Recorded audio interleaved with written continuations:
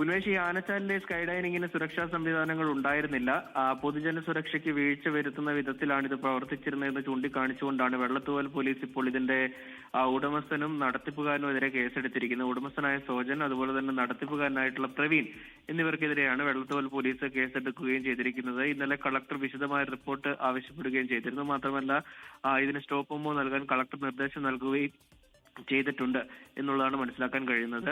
15 ദിവസം മുമ്പ് ഈ സ്കൈ ഡൈനിങ് നടത്തിപ്പിൽ അപാകതയുണ്ട്, സുരക്ഷാ മാനദണ്ഡങ്ങൾ പാലിച്ചല്ല ഈ സ്കൈ ഡൈനിങ്ങിന്റെ പ്രവർത്തനമെന്ന് സ്പെഷ്യൽ ബ്രാഞ്ച് റിപ്പോർട്ട് സമർപ്പിച്ചിരുന്നു. പക്ഷേ യാതൊരു വിധത്തിലുള്ള നടപടിയും ഉണ്ടായിരുന്നില്ല.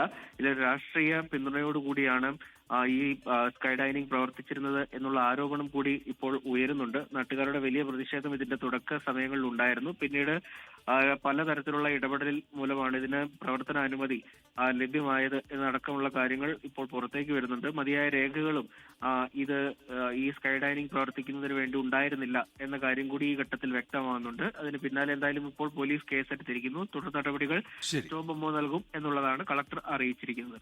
ശരി, രാഹുൽ വിജയനാണ് വിശദാംശങ്ങൾ നൽകിയത്.